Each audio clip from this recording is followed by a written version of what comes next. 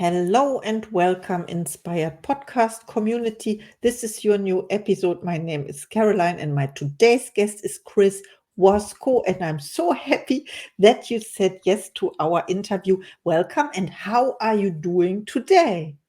Thank you so much for having me. I'm doing great today. How are you doing? Wow, I'm fantastic because I met you and I would love to introduce you to the audience, of course.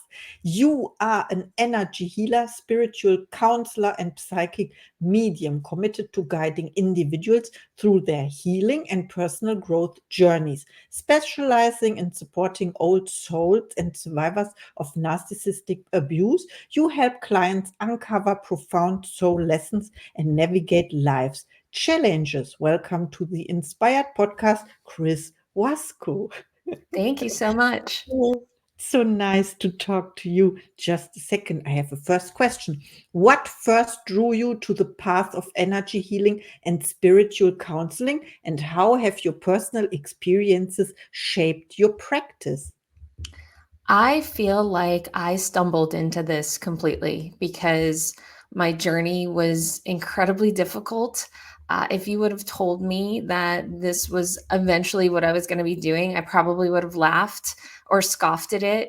My background is in business and just such a shift for me. And what brought me to this was my own healing from narcissistic abuse and uh, just doing my personalized healing, connecting to myself, mind, body, and soul kind of healing journey opened me up to spirit. So I would just start seeing people in my mind's eye that were clearly not of this plane.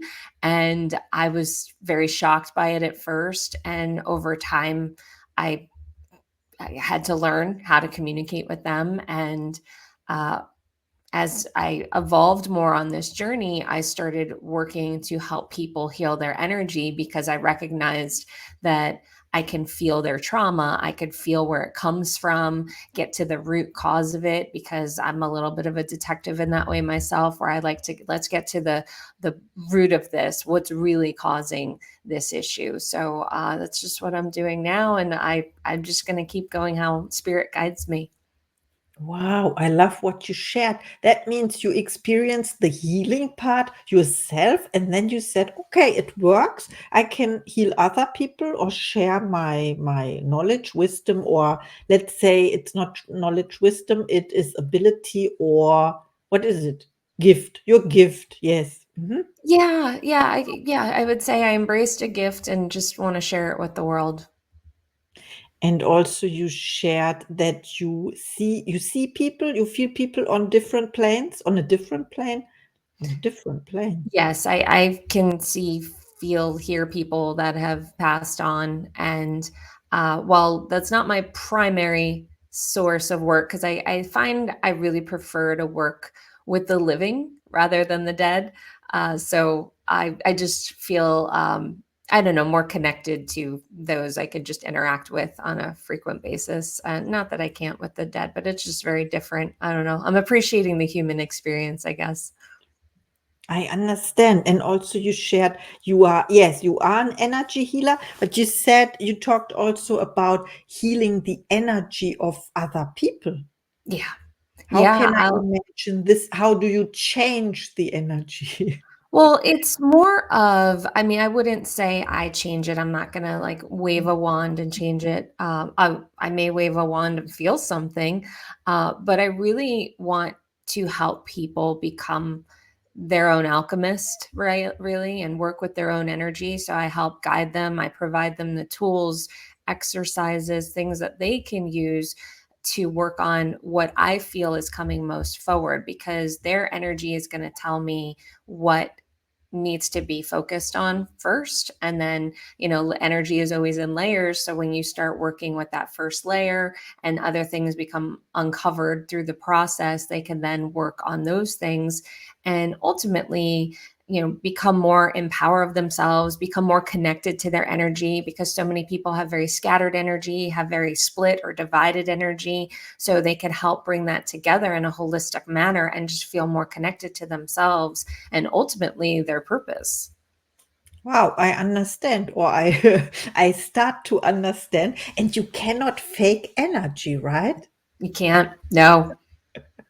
Okay, let's take a look at my next question for you. Can you share a powerful transformation story where your work as a psychic medium and healer helped someone overcome the effects of narcissistic abuse? Yes. A lot of times, narcissistic abuse is about the awareness of it because narcissism affects our energy in ways we don't realize. So, for example, if you have someone that berates you, puts you down, makes you feel like a lesser version of yourself, that's the type of person you might have a tough time speaking up to. So your throat chakra would be affected.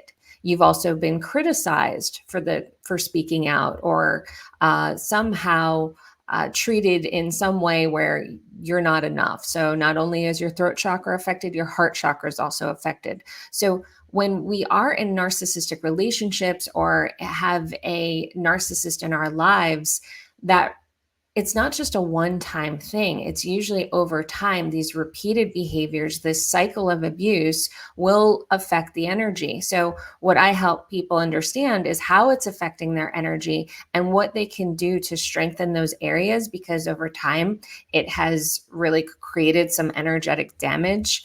And so, by helping rebuild that, they then become stronger energetically and then can make decisions accordingly, because in some cases we can remove ourselves from those type of relationships, in other cases we can't, like if you have a co-parent situation where you are sharing a child. So really, I've had amazing experiences where people just have this awareness and they recognize their own strength, whereas when they start working with me, they didn't feel like they really had that strength and that power. So it really helped them find that and reclaim it and move forward with it. And it's amazing to see, because you can really see and feel their energy shift. And I love that for them. Oh, I love what you shared. You can feel it. And I imagined some kind of energy walls, or I don't know how it's called. You built an energy wall that it cannot affect you anymore. Exactly. Very Yes, you create mm. an energetic boundary, and it's like a shield, and it's great because it can still happen. We can never control other people. We can only control ourselves. So if we have the tools to help us when it comes to dealing with a narcissist or being in a narcissistic relationship, it's incredible how you create shifts where it can no longer harm you in the way that it once did. Yes, and can you share 2 or 3, I don't know, pattern or something, how someone can identify a narcissistic, personality? Well, I think the first thing is understanding that narcissism is a spectrum, because we are taught that you have the over grandiose narcissist. That's very textbook. Someone who, their ego is rather grand, will walk in the door before they do, so to speak. So that kind of narcissist is a little easier to spot because they tend to be rather loud, rather in your face. However, in the beginning, they can be incredibly charming. So if you're in that love bombing stage, they're lifting you up, they're putting you on a pedestal, telling you how amazing you are, how you've changed their life, and they're feeding off of your energy. So you don't realize that until you get into the relationship more. So those are a little tougher to spot. It's recognizing the little red flags that they start to put out. They wear that mask in the beginning, and the mask starts to slip. And every single person I've ever worked with that has dealt with narcissistic abuse can remember those times in the beginning, the red flags that they felt were maybe a little orange and they kind of ignored it. And then later they said, that's when I started to see it. So it's really recognizing those moments. And same with the covert narcissist, because a covert narcissist is more manipulative and it's a lot more subtle. So I find they're a little more challenging to see. And they also can be very charming. So it's really recognizing their wording, what they say. If they say you need to do this, you need to do that, that's somebody that is trying to mold behavior. But it could come out in a way of like, oh, I'm just trying to help you. If only you did this, your life would be better. So again, it's so subtle, and it's recognizing those tendencies, and we can't always do that, but uh, definitely trust your gut, because that never lies. Everyone always tells me I had this gut feeling and I ignored it. And I wish I didn't, because, like I said, they can be so incredibly charming. And if you're in that love bombing stage, it does feel so good. And, it's getting that dopamine fix of what that feels like. And it's really just a matter of understanding yourself, your gut feelings, and how you can then shift in those relationships. Thank you so much for sharing. You talked about molding behavior. I would have called it manipulating Yeah. when someone tries to manipulate you. Then you talked about the red flags to recognize it. When you talked about it was your client, I don't remember. You talked about you helped her gaining awareness. It's about awareness and maybe also training yourself in recognizing the red flags. Yeah. And the other thing, I had another question. What was it? It will come back. Yeah, I thought about when I had this morning, I thought about when people think they know better, they know what's good for you. They know better than you. And you mentioned something like, yeah, when they say you have to do this, or yeah, it's the in the words, right? And you have to pay attention and listen, and then decide, of course, for yourself, if you want to accept this or tolerant yes or not. So thank you so much. Now we can identify this behavior, and you help your clients to heal, to break this pattern with energy work, right? Yes. Yes. Thank you. Wow, perfect. I love that so much. Yes, I have another question. Just a look. What are your goals for expanding your impact in the spiritual and healing community? And what new modalities or approaches are you excited to explore? I love this question. Well, I feel like a lot of my own personal journey has just really been about the openness and being in a place of surrender of what's meant to come will, which I know sounds very simple, but for someone like me, that's not. I'm a type A personality. I like structure. I like pattern. So to be in a place of surrender uh, can be a little scary. Especially somebody who overcame narcissistic abuse and was in constant fight or flight mode. So that's been a very good lesson for me. And just seeing how I've evolved more because of that, how things have come to me more spiritually. Like my latest, I started seeing people's spirit animals and recognizing why they were there for them and what they were doing for them and how they were helping them and how they could connect to them. So I definitely love the surprises that have been happening for me because of that. And then just more forward, and just how I'm helping others, I've really been focusing a lot on inner child healing, because I find that when someone can heal those elements of the inner child, or at least work with their inner child, they're better able to identify their patterns and their limitations. And I think it really helps them in their journey, whether it's healing, whether it's just making decisions, whatever the case may be. Not everyone is on a healing journey, but we're all on some sort of journey. But when we connect to that inner child and really get a sense of who we are, it really helps us, I feel more peace and more connected to the journey that we're on. Wow, absolutely. Thank you so much. And I was thinking about, oh, I love spiritual, how are they called? Animals. Spirit I animals, yeah. yes, I love that. And yeah, of course, and explore.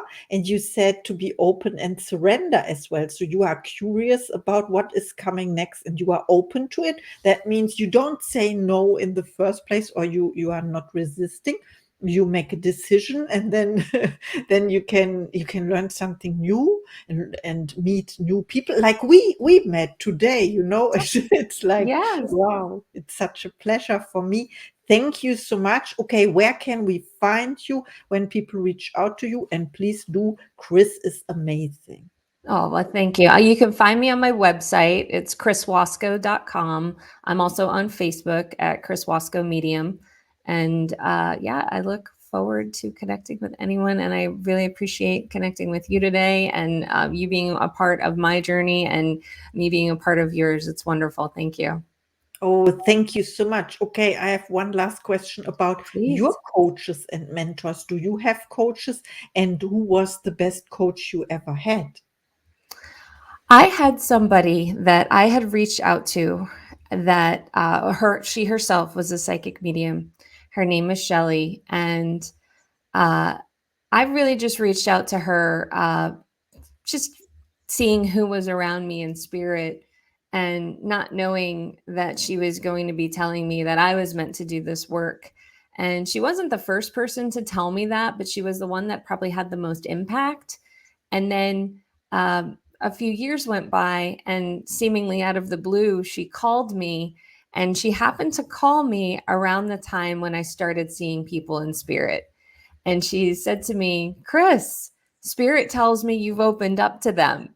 And it blew my mind. I was like, how did you know? Like, who told you? I was so excited about that.